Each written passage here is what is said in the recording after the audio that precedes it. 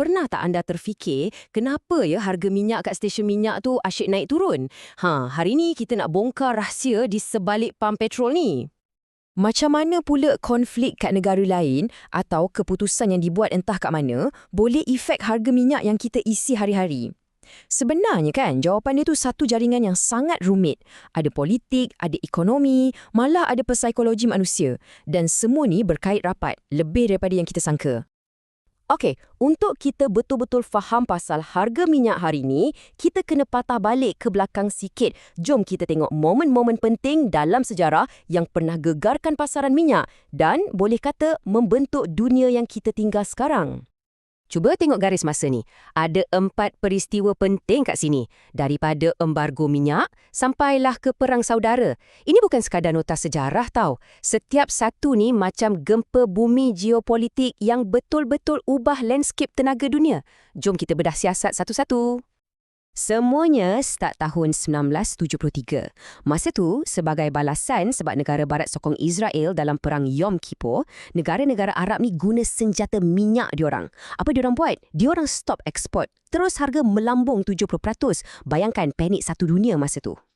Lepas tu, tahun 1979 pula, revolusi Iran dan perang antara Iran dengan Iraq. Yang ni memang lumpuhkan pengeluaran minyak kat rantau tu. Cuba bayangkan, dua negara ni yang sebelum ni keluarkan hampir 6 juta tong minyak sehari, tiba-tiba hampir stop terus. Memang satu kehilangan bekalan yang besar gila untuk pasaran dunia. Dan nampak tak apa jadi? Sebab tak ada bekalan dari Iran dan Iraq, harga minyak mentah terus roket. Dari $13 naik sampai $34 setong dalam masa setahun je. Cuba bayangkan betapa terkejutnya ekonomi global masa tu. Masuk dekad seterusnya, ada lagi kejutan. Bila Iraq serang jiran dia yang kaya minyak, Kuwait, pasaran jadi kelam kabut. Bukan je sebab risau bekalan minyak hilang, tapi sebab rasa takut. Orang kat seluruh dunia mula beli minyak awal-awal, borong habis, lagilah harga naik mencanak. Nampak tak corak dia? Benda ni jadi lagi. Yang paling baru, tahun 2011, Perang Saudara kat Libya. Lesap terus 1.6 juta tong minyak dari pasaran. Setiap hari. Ini peringatan paling jelas, kalau ada masalah kat mana-mana negara pengeluar minyak yang besar, satu dunia boleh rasa gegaran dia serta-merta. Okey, so kita dah nampak macam mana peristiwa-peristiwa besar ni buat harga melambung. Sekarang, jom kita tengok pula macam mana kejutan harga ni merebak dan kacau satu ekonomi dunia. Kesan pertama yang kita akan rasa, confirm, ialah inflasi. Senang cerita macam ni lah. Minyak ni ibarat darah untuk ekonomi moden kita. Nak buat plastik, nak gerakkan jentera kat ladang, nak hantar barang ke kedai, semua guna minyak. Jadi, bila harga minyak naik, kos untuk semua benda ni pun naiklah. Sebab itulah harga roti, baju, telefon, semua ikut naik. Duit kita dah tak laku macam dulu. Dan efek dia macam domino. Satu jatuh, semua jatuh. Harga minyak tinggi ni bukan setakat susahkan kita masa isi minyak je. Tak. Dia perlahankan ekonomi, makan untung syarikat dan boleh bawa kepada kemelesetan. Nak tahu fakta paling wow? Kata IMF, harga minyak naik 10% je pun dah cukup untuk kurangkan pertumbuhan ekonomi dunia sebanyak 0.3%. Nampak sikit kan? Tapi impak dia besar gila. Baiklah, kita dah tengok gambaran besar satu dunia. Sekarang, jom kita zoom in sikit. Kita tengok satu contoh spesifik macam mana semua ni efek sebuah negara. Kita ambil Malaysia. Okey, kita tengok Malaysia. Mesti anda fikir, Malaysia kan keluar minyak, so kita selamatlah dari kejutan harga ni kan? Tak semudah tu.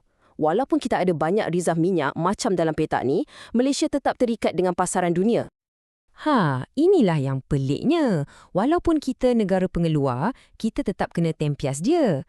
Bila harga minyak dunia melambung, kerajaan terpaksa tanggung kos yang lagi tinggi untuk bagi subsidi minyak. Benda ni tekan bajet negara, kita pula, rakyat, terpaksa hadap harga barang yang naik dan las-las kuasa beli kita makin kurang. Okey, dari krisis dunia ke ekonomi negara, sekarang kita dah sampai ke penghujung rantaian ni, iaitu kesan terus kepada anda, kepada poket anda. Kita semua familiar dengan tempat ni kan? Stesen minyak. Inilah dia tempat di mana semua cerita besar pasal politik dunia, keputusan OPEC, krisis antarabangsa, semua tu bertukar jadi satu nombor je. Nombor yang kita tengok kat pam minyak. Kat sinilah cerita global tu bersambung dengan hidup kita hari-hari. Rantaian dia senang je nak faham. Mula-mula kita bayar lebih untuk petrol. Lepas tu syarikat lori bayar lebih untuk diesel, jadi diorang charge lebih untuk hantar barang. Last sekali, kedai runcit pindahkan kos tu kat kita pembeli. Tu yang buat semua benda, dari roti sampailah ke sabun jadi makin mahal. Dan kesan dia bukan setakat nombor dalam akaun bank kita je.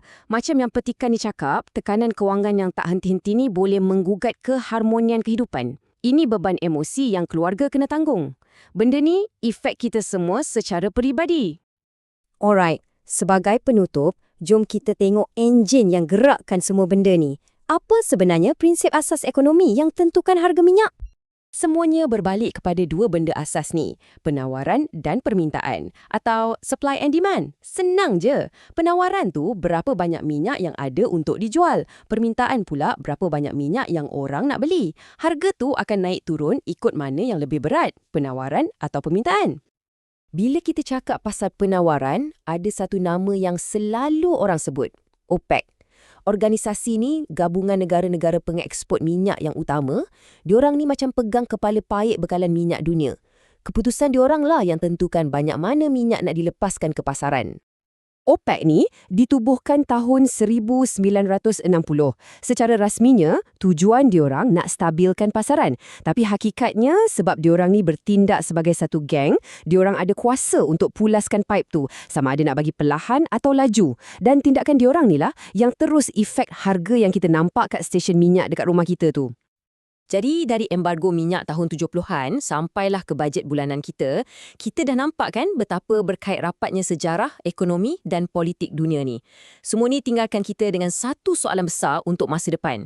Dalam dunia yang terlalu bergantung pada satu sumber yang tak menentu ni, apa sebenarnya yang kita perlukan untuk jamin keselamatan tenaga kita pada masa akan datang?